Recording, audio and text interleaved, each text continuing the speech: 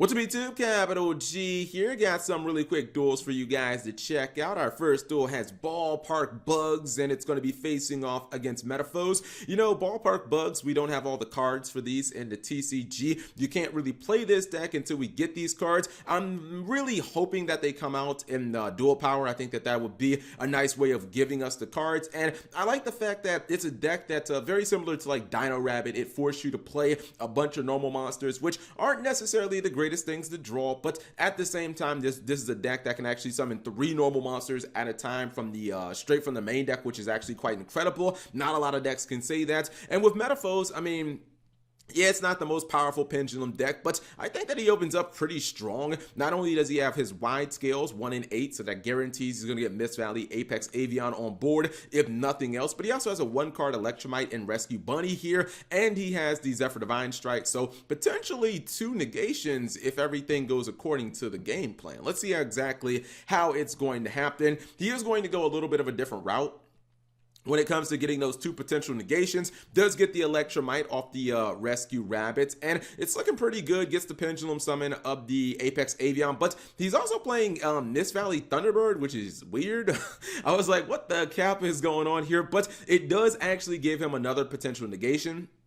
Most people just simply summon Apex Avian by itself. The thing about Apex Avian is this is not a once per turn effect. It's actually a once per chain effect. I didn't even realize that about Apex Avian because you never really see it with another Mist Valley monster on board. But ideally, you'd want to bounce this guy first and then bounce this guy and negate 2 of your opponent's cards and then simply Pendulum Summon them during your next turn. However, none of that's going to happen because he's just going to give him that Kaiju and pretty much just wreck his entire opening play. If he would have had Zephyr Divine Strike, maybe he would have been able to recover. Now he's going to block that damage here and gets 3 copies of Insect Knight. That's what I'm talking about, dude. Being able to get 3 normal monsters just does so much damage, and he's already under 4,000. Now this was a pretty cool play. He uses multiplication of ants, and this is actually going to set up for some link summoning. So he goes for the Insector Link. Shoutouts to Flames of Destruction. He's going to get himself a nice draw. Unfortunately, he did get to basically another copy of the Bug Part, but look at his plays here. They're getting legitimate. Ends on the Naturia Beast plus the new Mech Knight Crusadia Astrum.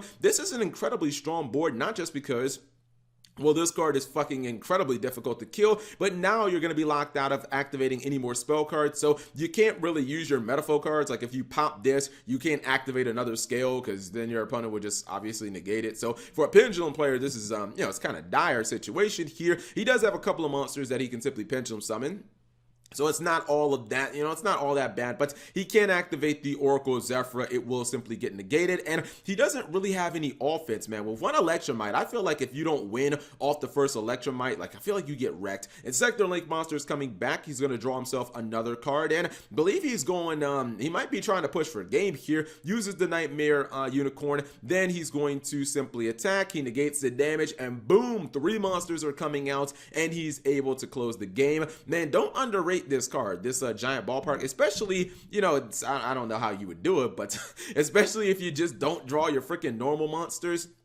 If you don't draw these, you know, just being able to summon them from your deck just overwhelms your opponents. And, you know, it's definitely a deck that has a lot of offense that can come out of nowhere. Anyways, let's check out the second duel. Second duel is going to be PK Orcus versus Danger. Honestly, I don't even want to call it PK Orcus. I'm just going to call it Orcus because I think most people are running Orcus with some of the PK cards just because Rusty Bardiche is just like such a ridiculous card. And let's see, Thunder Dragons are going to open up pretty good in my opinion. He gets the Danger Snake. Actually, I think Danger Snake got discarded, which is unfortunate because he didn't get an extra draw. Goes for Monster Reborn. I think he is going to actually get Summon Sorceress off here, and he's going to end on a board with double Colossus plus Titan with the Eradicator Virus set. Now, the thing about Eradicator Virus is I understand that you kind of want to know what you're playing against, right? Because if you're dueling against Ultrageist, you want to use E-Virus and call traps. If you're playing against, you know, maybe, I guess, Sky Strikers, you want to call spells. So you kind of have to wait for your opponent to play something. But if he just would have hard ripped this and then called spells, he would have gotten rid of the Orcus Return, and then he also would have gotten rid of the Reasoning too. So it is a little unfortunate. And then when he uses the Orcus Return, he doesn't draw any more spells. So now the card is completely dead, and he doesn't even realize it yet. He's going to drop Dark Arm Dragon, which was actually super cool. He goes for the E-Virus. His opponent is going to chain, uses the Titan to blow up the Dark Arm. But the thing about Orcus is they have so much pushing power. Keep in mind, at any time he could just go for the Orcus XC, which comes out in Dark Neostorm, and simply get one of the Thunder Dragons off board. It's non-targeting and it doesn't destroy, so they can't really do anything about it. But he's playing more or less a TCG version of Orcus, which you could run right now. He's just going to go for a Christian, which I guess makes it even easier because it just turns all of these dudes off. Thunder Dragons can't protect themselves. Leaves his opponent with Summon Sorcerer. I mean, he doesn't have a hand, so what good is she, honestly? But it's a nice top deck, getting the Black Dragon. He goes into the Nightmare Phoenix. I guess I don't know why, honestly.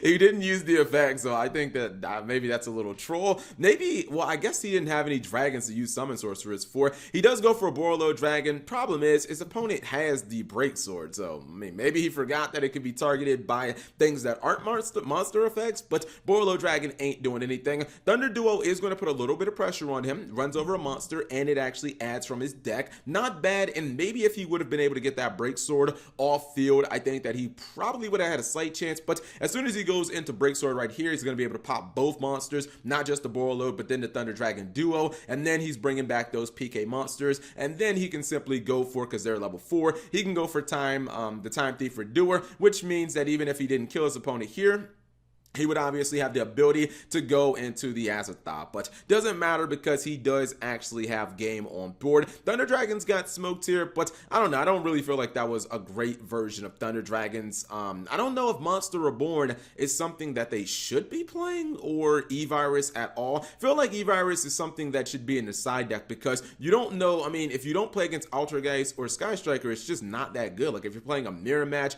or if you're playing against Salamangreats, I feel like it's not really that good against the some of the other meta decks in the game. But hopefully you guys enjoyed those short little duels. If you did, give the video a thumbs up. Thank you guys for watching. As always, subscribe if you have not already, and turn on that notification bell for daily videos.